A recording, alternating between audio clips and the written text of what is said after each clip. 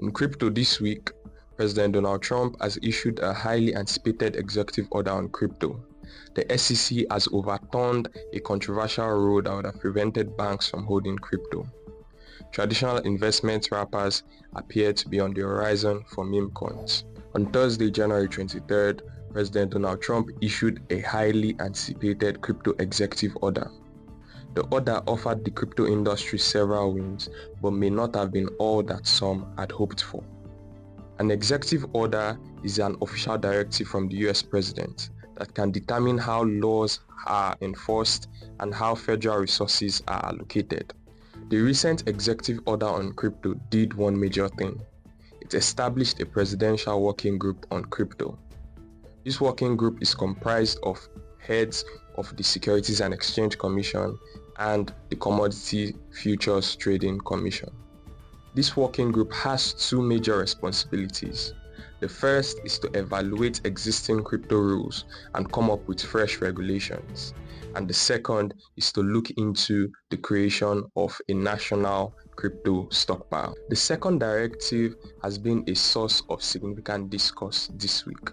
The reason is because many, especially Bitcoin maxis, had hoped for a strategic Bitcoin reserve instead. The key difference is that a strategic Bitcoin reserve would have seen the US government become an active participant in the Bitcoin market. This would have seen them purchase coins, which could have added to the market's demand and also pushed other countries to do so.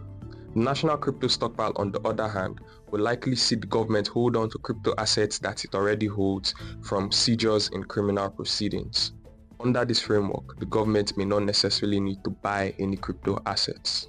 These seized assets which could form this potential national stockpile include 200,000 bitcoins worth nearly $20 billion and about 55,000 ETH worth over $170 million, amongst others.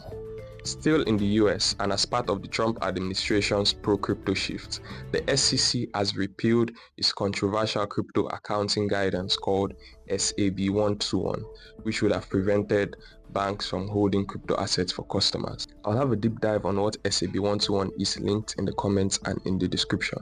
But what you need to know is that this guidance would have negatively impacted the operating costs of these banks, as it would have forced them to list crypto assets held for customers as liabilities in their balance sheets.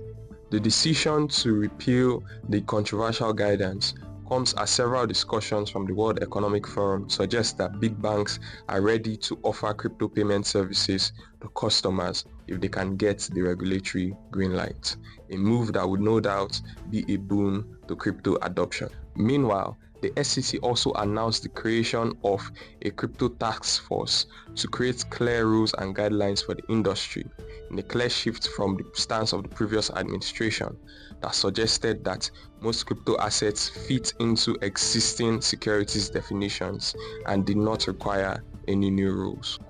Lastly, meme coin exchange-traded funds may be set to launch in the US. Meme coins are crypto assets with little to no utility, inspired by and typically tied to memes.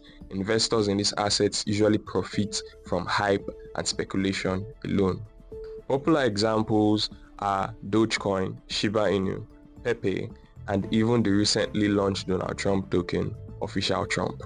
Think of an ETF as an investment wrapper for traditional investors that allows them to gain exposure to an asset without having to hold it directly, something that can be particularly complicated in the crypto space. Tuesday, two firms, Osprey Funds and Rex Shares, perhaps emboldened by Trump's dabbling with meme coins and his administration's pro-crypto shift, filed to launch multiple meme coin ETFs, including for Doge, Trump, and Solana's Bonk.